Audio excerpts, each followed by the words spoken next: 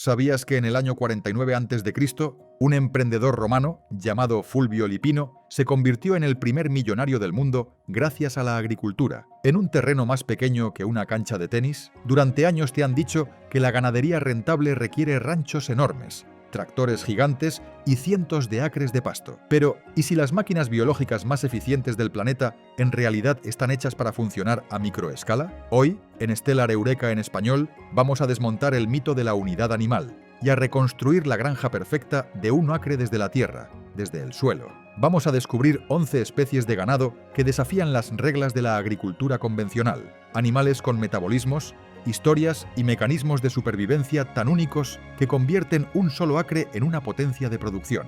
Y nuestro viaje no empieza en un establo, sino en las esquinas húmedas y sombrías del jardín. En su época, la élite romana lo engordaba con leche y vino. Mientras la mayoría de los granjeros modernos se obsesionan con el ganado vacuno, los antiguos romanos perfeccionaron la helicicultura, o crianza de caracoles. Esta práctica fue industrializada por Fulvio Lipino alrededor del 49 a.C., Y no, él no solo juntaba caracoles. Construyó coclearias, jardines especializados para caracoles, rodeados por canales de agua para evitar que escaparan y equipados con sistemas primitivos de aspersión para mantener la humedad. Esto no es una plaga del jardín, es el ganado definitivo de alta densidad. Una caracolera bien manejada de apenas 6 por 6 metros, 20 por 20 pies, puede producir cada año cientos de libras de carne y caviar. Sí, los huevos de caracol, también llamados caviar blanco, son un manjar que puede venderse por más de $100 la onza. Pero la verdadera genialidad está en su eficiencia alimenticia. Los caracoles son hermafroditas, lo que significa que cada individuo de tu rebaño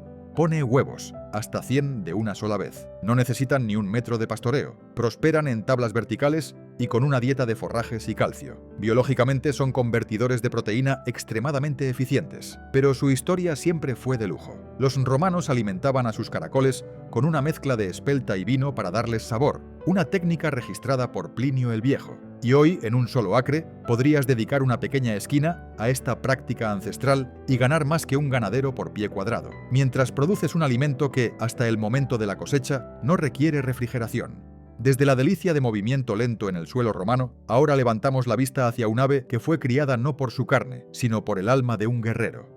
La codorniz japonesa es el corredor metabólico del mundo avícola. Aunque la mayoría la conoce como un platillo gourmet, su historia de domesticación empieza en el Japón del siglo XII, donde no se valoraba por comida, sino por su canto. Los samuráis y la aristocracia mantenían codornices macho en jaulas ornamentadas, apreciando sus llamadas rítmicas y guturales. Igual que con el combate, se organizaban concursos de canto donde las aves eran juzgadas por la cadencia y el volumen de su voz. No fue sino hasta principios del siglo XX cuando la cría selectiva cambió el enfoque, transformando a este pájaro cantor en una potencia agrícola. Para el productor de un acre, la codorniz Coturnix ofrece una velocidad de producción que biológicamente es impactante. Una gallina puede tardar 6 meses en poner su primer huevo. Una codorniz Coturnix está lista en apenas 6 a 8 semanas. Un ave nacida a finales de primavera puede convertirse en abuela para el otoño. Y justamente por esa rapidez generacional, la Unión Soviética y la NASA eligieron codornices para sus programas espaciales. En 1990, unos polluelos de codorniz,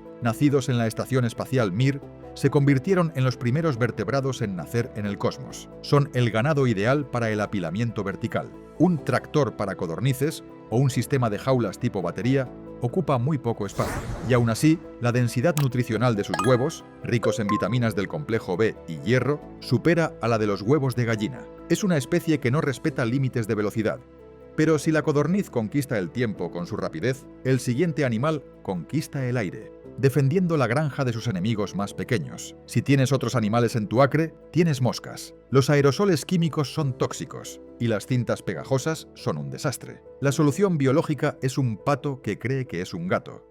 El pato moscovita no es un pato verdadero, al estilo de lana de real.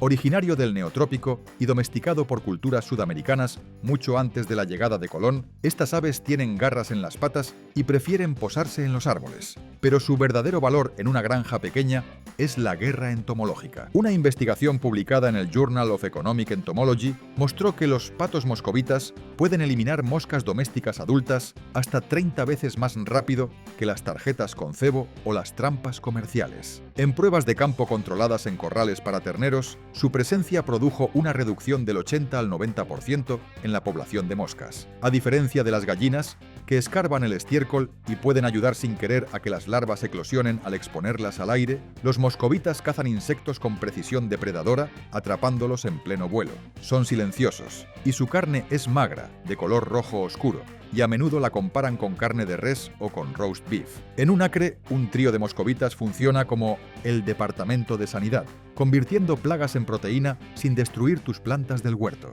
El moscovita caza en tierra, pero el siguiente pato fue diseñado durante siglos para trabajar en las zanjas, inundadas de la Asia antigua. Mira los relieves de piedra del templo de Borobudur, en Java, que datan del siglo IX, y verás un pato de pie, erguido, como un pingüino. Este es el pato corredor indio, una raza moldeada no solo por la naturaleza, sino por 1000 años de ingeniería agrícola. Los agricultores de Indonesia necesitaban un ave capaz de caminar largas distancias para buscar alimento en los arrozales sin bambolearse ni cansarse. Así que seleccionaron una postura erguida y una movilidad alta. El resultado es un pato que no vuela y no se contonea. Corre. Esta historia está ligada al método Aigamo de cultivo de arroz, donde se sueltan patos en los arrozales inundados. Ellos se comen las plagas de insectos y las malezas, mientras su chapoteo oxigena el agua y sus excrementos fertilizan el cultivo, en una granja de un acre en seco. Esto se traduce en el control definitivo de babosas. A diferencia de los patos pesados de carne, que aplastan verduras delicadas, el corredor ágil se mueve entre las hileras del huerto con la gracia de una bailarina, cazando caracoles y babosas sin destrozar la col rizada. Además, son ponedoras impresionantes. Muchas veces compiten con las mejores gallinas comerciales, con producciones de hasta 300 huevos al año. Son una unidad móvil de pesticida, que te paga con desayuno. Pero, ¿y el control de malezas? Para eso necesitamos un ave que fue criada para reemplazar la azada. Antes de la revolución química de los años 50, el desierbe del sur se hacía con el ganso Cotton Patch. Esta raza local fue desarrollada específicamente para deshiervar cultivos en hileras como algodón, maíz y tabaco. Los gansos son únicos entre las aves de corral porque son, casi por completo, vegetarianos, y además prefieren los pastos por encima de las plantas de hoja ancha. Los agricultores descubrieron que una bandada de gansos Cotton Patch se devoraba el pasto cangrejo y el zacate Johnson que ahogaban un campo de algodón, dejando las plantas de algodón totalmente intactas. Los datos históricos de agricultura sugieren que 12 gansos podían realizar un trabajo de deshierve equivalente al de una persona. Son más livianos y toleran mejor el calor que las razas europeas pesadas, como la Toulouse, lo que les permite trabajar incluso durante los veranos húmedos del sur. En una parcela de un acre hoy, funcionan como una cortadora de césped que además fertiliza mientras corta. También son autosexables, es decir, puedes distinguir a los machos blancos de las hembras grises desde que nacen, lo que simplifica tu programa de cría de inmediato. Pero mientras los gansos controlan el suelo, necesitamos un centinela que vigile el cielo, y para eso recurrimos a un ave con fama de ser más ruidosa que una alarma de auto. A menudo escucharás que las gallinas de Guinea son las mejores para erradicar garrapatas. Sí, se comen algunas, pero los estudios científicos sugieren que esa reputación de aspiradora de garrapatas está un poco exagerada, sobre todo si se compara con su papel como posibles hospedadores. Sin embargo, su verdadero valor en un acre está en su función: ser un sistema de alarma. El comportamiento de estas aves recuerda a la leyenda romana de los gansos sagrados de Juno, que supuestamente alertaron a los romanos de una invasión sigilosa de los galos en la colina capitolina en el año 390 a.C. Las gallinas de Guinea son hipervigilantes. Tienen un llamado increíblemente áspero y penetrante, y gritan ante la presencia de halcones, zorros, extraños o incluso una serpiente entre la hierba. En una granja pequeña, donde un solo ataque de zorro puede acabar con toda tu parvada, la gallina de Guinea es la primera línea de defensa. Son los ojos de la finca y permiten que tus otros animales pasten con tranquilidad. Son semisalvajes. Por la noche se posan en lo alto de los árboles y si se les permite andar sueltas, casi no requieren alimento, sobreviviendo prácticamente solo con insectos y semillas. En pocas palabras, son los guardias de seguridad de bajo mantenimiento del reino animal.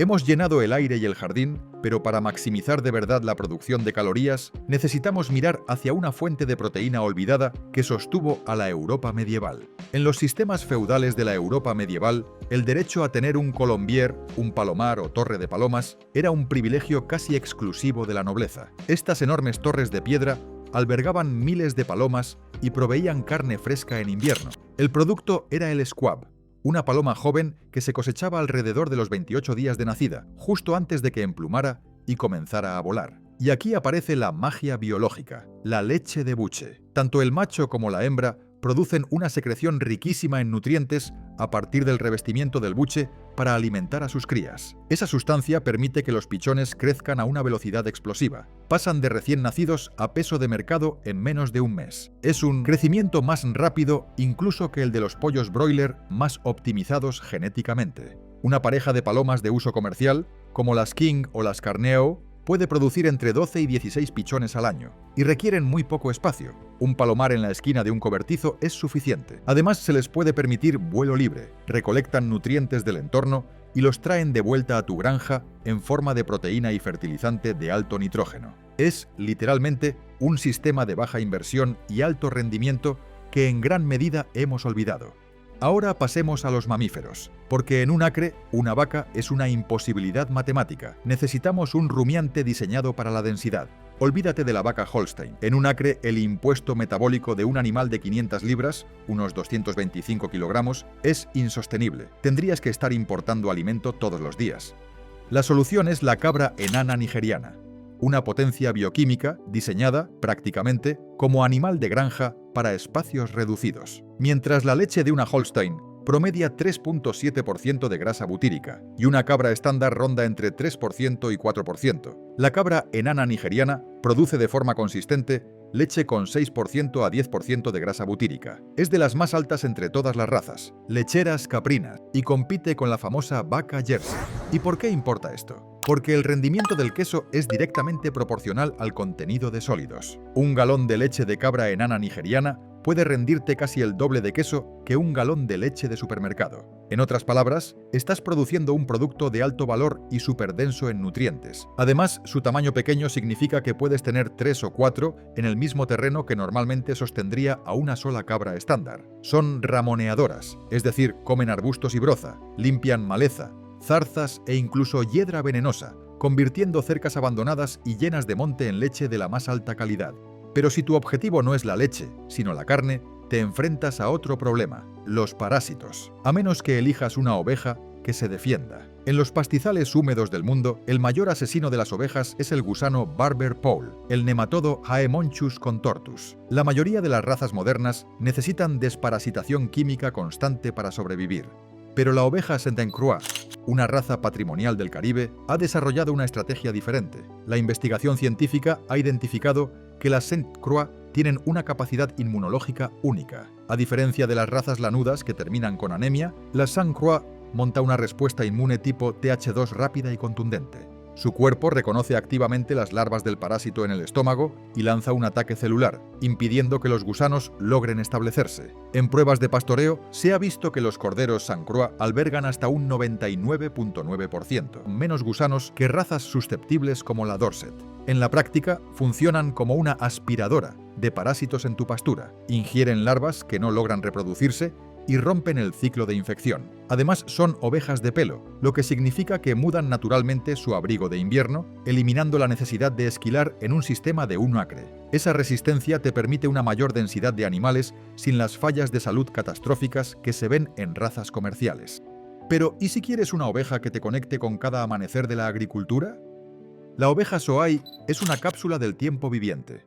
Son las sobrevivientes del archipiélago de St. Kilda, un grupo remoto de islas frente a la costa de Escocia, donde han vivido en estado feral durante miles de años. Se parecen más a las ovejas del Neolítico que a cualquier animal de granja moderno. Como evolucionaron en un entorno duro y sin manejo humano, son auténticas sobrevivientes, pero también traen una advertencia biológica para quien tiene poca tierra. Estudios sobre la población de la isla de Girta revelaron un fenómeno llamado dependencia de densidad sobrecompensatoria. La población no se estabiliza, crece en auge hasta superar la oferta de alimento, y después se desploma. En una granja de 1 acre, esto significa que son increíblemente resistentes y fértiles, pero debes controlar su número con disciplina. Mudan la lana de forma natural, un proceso llamado ruing. Históricamente los isleños no las esquilaban. Arrancaban la lana suelta para tejer tweed. Son pequeñas, atléticas y ofrecen una carne magra, de sabor intenso, muy valorada por chefs. No son solo ganado, son literalmente una pieza de arqueología viva. Y por último, bajamos al nivel del suelo para conocer a un cerdo que rompe el estereotipo del puerco destructivo. La mayoría de los cerdos son excavadoras con patas. Pon un cerdo comercial en un acre y, en una semana, parecerá un campo recién arado. Pero el cerdo cunecune de Nueva Zelanda es distinto. Criado por el pueblo maorí para vivir cerca de las aldeas, el cunecune tiene una característica anatómica muy clara: un hocico corto y levantado. Esa forma lo hace menos apto para escarbar profundo en comparación con las razas de hocico largo. Sí, puede ozar, pero en la práctica es más bien un pastador. Prospera alimentándose de hierba, fermentando la fibra en el intestino posterior, casi como un caballo. Eso lo convierte en el único cerdo verdaderamente adecuado para manejar pasto en superficies pequeñas. Es dócil, amigable y fácil de controlar. Una característica genética llamativa de la raza es la presencia de piri-piri o barbas, dos pequeños colgajos carnosos que cuelgan de la parte baja de la mandíbula. No tienen una función biológica conocida, pero son una marca encantadora de esta raza patrimonial. En un acre, una pareja de cunecune puede transformar recortes de césped y fruta caída del huerto en manteca y carne de cerdo de alta calidad, sin convertir tu terreno en un lodazal. Estos animales demuestran que el tamaño no es la medida del éxito. El mejor ganado para un acre no son versiones miniatura del ganado industrial.